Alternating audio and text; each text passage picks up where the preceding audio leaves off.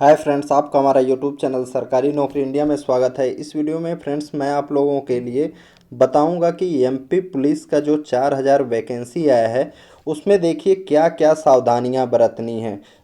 अगर वो सावधानियां नहीं बरतने से कभी कभी क्या होता है, हम कुछ मिस्टेक कर बैठते हैं फार्म अप्लाई करते समय। फार्म जब हम अप्लाई करते हैं तो एक माइनर मिस्टेक जो होता है, हमारा फार्म रिजेक्ट हो जाता है। और जब हमारा फार्म जो है रिजेक्ट हो जाता है तो हमें एग्ज़ाम से जो है वंचित कर दिया जाता है, या हमारा लास्ट में जब हम अपना फार्म चेक करते हैं तो दिखाता है कि योर अप्लीकेशन नॉट सक्सेसफुल। ठीक है, तो यानी आपका एप्लीकेशन जो है सक्सेसफुल नहीं हुआ। तो इन परिस्थितियों से बचने के लिए आपको क्या क्या ध्यान देना है। पहले तो बेसिक जानकारी देखिए, इसका ऑनलाइन जो एप्लीकेशन स्टार्टिंग का तारीख था वो था आपका 8 तारीख जनवरी का। फिर कब तक था, 22 तारीख का। लेकिन इसको बढ़ा के 11 फरवरी तक फ्रेंड्स कर दिया गया है। फिर मैं बता दूं, और इसमें सुधार जो है संशोधन करने का डेट कब से था, आपका 8 जनवरी से। और एक कब तक था, 27 जनवरी तक। इसको भी बढ़ा दिया गया है। तो इसमें आरक्षक में फ्रेंड्स दो वैकेंसी है। एक तो आपका नॉर्मल जीडी का और दूसरा है रेडियो का। ठीक है, तो दोनों का योग्यता अलग है, आपका फीस भी अलग है। और उसका फिजिकल, और जो उसमें क्या है, दो पेपर होगा। रेडियो का जो है उसमें दो पेपर होगा, और जो सिर्फ नॉर्मल है उसमें सिंगल पेपर होगा। तो आपको चयन करना है कि आपके पास क्या क्वालिफिकेशन रेडियो के लिए है कि नहीं है। यदि आपने सिर्फ 10+2 किया है, क्या 10+2 यानी हायर सेकेंडरी किया है, इंटरमीडिएट किया है, तो आप क्या है सिर्फ नॉर्मल वाला जीडी का भर सकते हैं। तो आप रेडियो के लिए अप्लाई नहीं करिएगा। उससे क्या होगा, आपका कुछ एक्स्ट्रा पेमेंट लगेगा। क्यों, देखिए, जो जनरल कैटेगरी के हैं, कौन अनारक्षित अभ्यर्थी हैं, उनके लिए एक प्रश्न पत्र के लिए जो फीस है वह 600 है। कितना है, 600। लेकिन जो रेडियो के लिए अप्लाई करेंगे उनका फीस जो होगा, शुल्क होगा, 800 रुपये होगा। और अप्लाई कैसे कर सकते हैं आप, कियोस्क के माध्यम से या एमपी ऑनलाइन पोर्टल पे 60 रुपये शुल्क दे होगा, वहाँ से कर सकते हैं। अब फ्रेंड्स इसमें ज़रूरी चीज़ें देखिए, ये तो आपका डेट पता चल गया और फ़ी पता चल गया। अब हम बात करेंगे कि का एज कितनी होनी चाहिए। ठीक है, आपका एज है कि नहीं, कैसे आप पता करेंगे।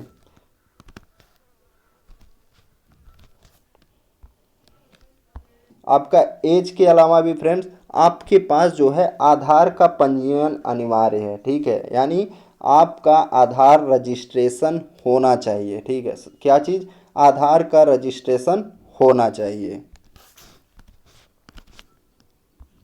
इसमें वैकेंसी कितना है, तो रेडियो के लिए देखिए 138 सीट है। जैसा थंबनेल पे लिखा था कि फीमेल के लिए बहुत अच्छा चांस है, क्योंकि इसमें जो है फीमेल के लिए 33% का रिजर्वेशन दिया गया है, यानी कि कोटा आरक्षण दिया गया है।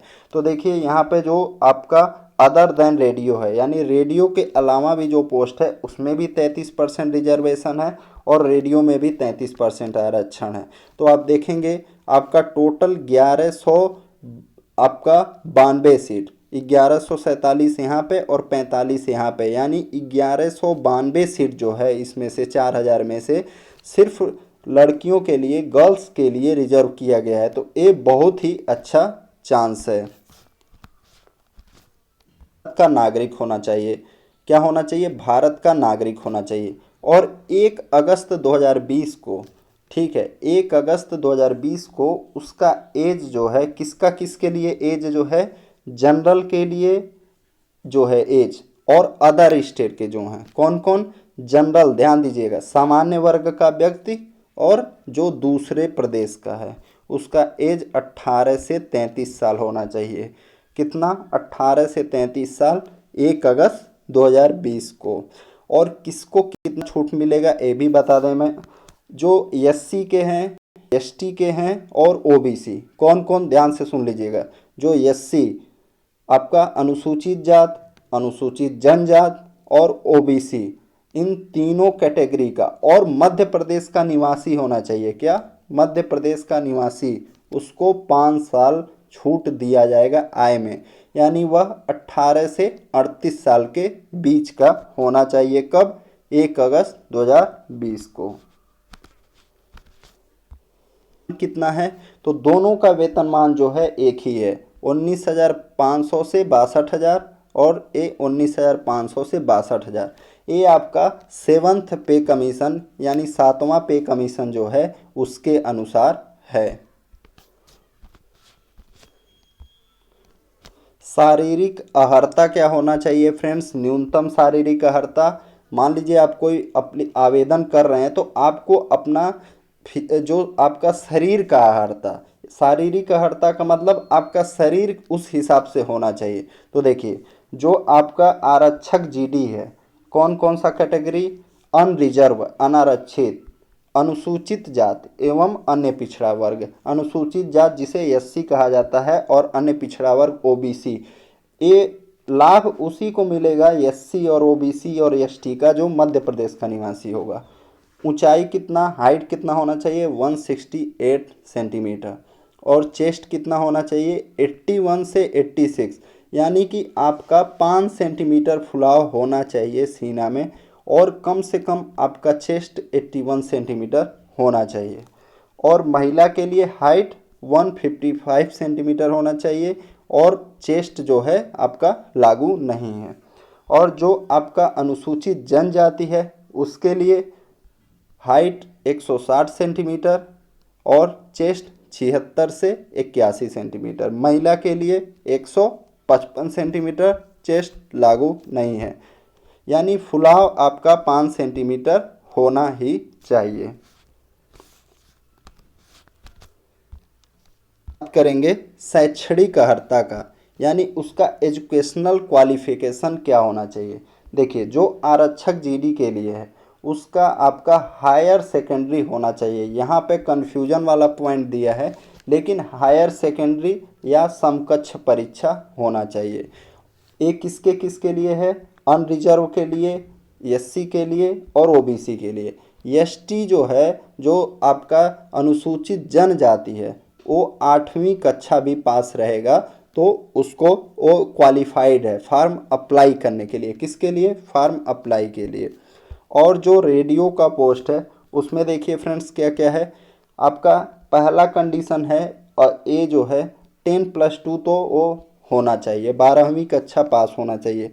उसके बाद जो है कौशल विकास एवं उद्यमिता मंत्रालय भारत सरकार द्वारा, इसमें देखिए आप पूरा ये पढ़ेंगे तो बहुत चीज़ें दी गई हैं, इलेक्ट्रॉनिक, कंप्यूटर, इंस्ट्रूमेंट, आईटीआई जो होता है आपका, उसके तहत देखिए एग्जाम्पल दिया है ये।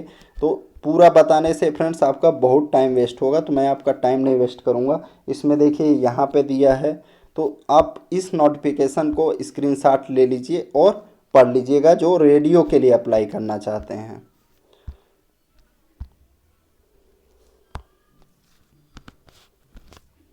आवेदन करते समय क्या क्या आपको दस्तावेज जो है अपलोड करना है यानी संलग्न करना है, उसके बारे में आपको बहुत जानकारी होना चाहिए, क्योंकि अगर इसमें आप मिस्टेक करेंगे तो आपका फॉर्म रिजेक्ट हो सकता है। तो देखिए, ऑनलाइन आवेदन पत्र के साथ जो है निम्नलिखित दस्तावेज क्या क्या? कलर फोटो होना चाहिए, हस्ताक्षर होना चाहिए, और स्वयं का हस्तलिपि यानी स्वयं का राइटिंग में प्रारूप 1 में जो है स्कैन करा के अपलोड करना होगा। ये हस्तलिपि क्यों अपलोड कराया जाता है मैं फ्रेंड्स बता दूं इसको डिटेल में।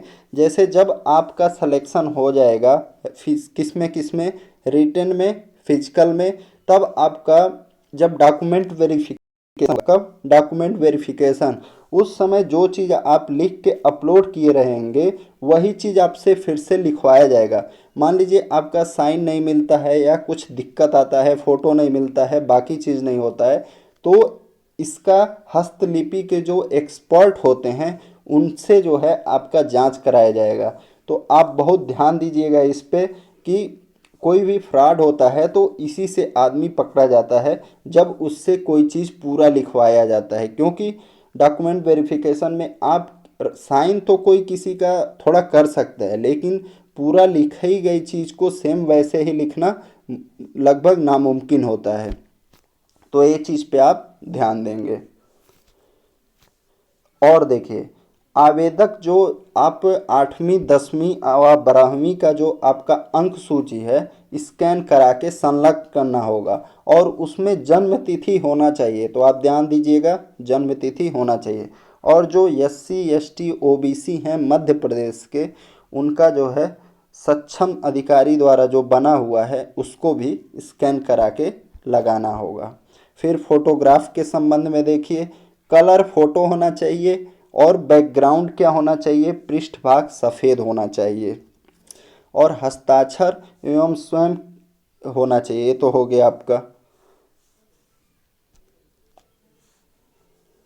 देखिए, अभ्यर्थी का फोटोग्राफ सामने से खींचा हुआ होना चाहिए, ठीक है, और दोनों कान भी स्पष्ट दिखाई दें। ये सब आप प्रक्रिया नहीं फॉलो करेंगे तो आपका पूरा मेहनत जो है, आप तैयारी में लगे रहेंगे और आपको फिर बाद में पता चलेगा फॉर्म रिजेक्ट हो गया। और जो फोटो है, आवेदन भरने की तिथि से, यानी आज आप भर रहे हैं तो आज से 3 महीना पहले का नहीं होना चाहिए, ठीक है। और आपको यदि चश्मा पढ़ने के लिए उपयोग में लेते हैं और फोटोग्राफ के साथ खिंचवाया जाना होगा, ठीक है। काला चश्मा के साथ मान्य नहीं होगा। तो ये सब आपको ध्यान देना है। और जो फोटो आप लगा रहे हैं, ठीक है, तो उसको 5 कॉपी जो है एक्स्ट्रा लीजिएगा, और वही आपको काउंसलिंग या डॉक्यूमेंट वेरिफिकेशन के समय देना होगा। क्या?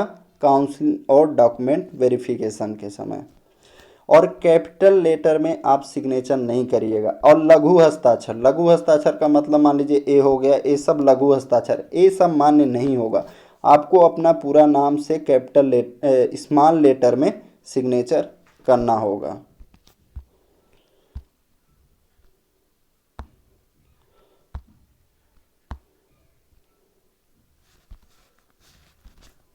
भर सकते हैं। आप अप्लाई कहाँ कर सकते हैं? MP का जो ऑनलाइन वेबसाइट है www.mponline.government.in के माध्यम से भरा जा सकता है। और उसमें आप पैसा कैसे पेमेंट कर सकते हैं? क्रेडिट कार्ड, डेबिट कार्ड, आपका नेट बैंकिंग से ऑनलाइन आवेदन और परीक्षा भर्ती का पेमेंट कर सकते हैं। यहाँ पे देखिए, आप इंटरनेट कैफ़े के द्वारा भी कियोस्क से भर सकते हैं, या स्वयं के कंप्यूटर द्वारा। आप इस वेबसाइट पे जाएंगे, वहाँ पे आपको सिटीजन सर्विसेज दिखेंगी, वहाँ पे एप्लीकेशन, फिर लिंक दिया रहेगा, उसको इंस्ट्रक्शंस को पढ़िएगा, वहाँ से आप भर सकते हैं। तो मेरा ये वीडियो बनाने का एम यही था फ्रेंड्स।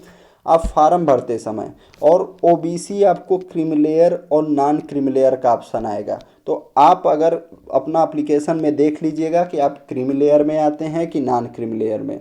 अधिकतर लोग जो होते हैं नॉन क्रीमिलेयर में आते हैं, तो आप इस पे बहुत ध्यान दीजिएगा, क्योंकि यदि आपने OBC क्रीमिलेयर भर दिया तब आप एज ए जनरल ट्रीट किए जाएंगे, आपको रिजर्वेशन नहीं मिलेगा, ठीक है, आपको रिजर्वेशन नहीं मिलेगा आपने OBC क्रीमिलेयर भरा तो आप कोई भी मिस्टेक ना करें। यही हमारा वीडियो बनाने का उद्देश्य था फ्रेंड्स। अगले वीडियो में मैं आप लोगों के लिए इसमें बताऊंगा कि फिजिकल में क्या क्या आपको डिमांड है, योग्यता है, और रिटन में क्या क्या सिलेबस है, और कैसे आप तैयारी कर सकते हैं, आपका जो समय बचा है। तो आप हमारा चैनल अभी तक सब्सक्राइब नहीं किए हैं तो ज़रूर करें। जल्द ही आपको 2 वीडियो में मैं आपको पूरा डिटेल बताऊंगा, फिजिकल का, आपका रिटन एग्ज़ाम का, फिर मेडिकल का। Thank you.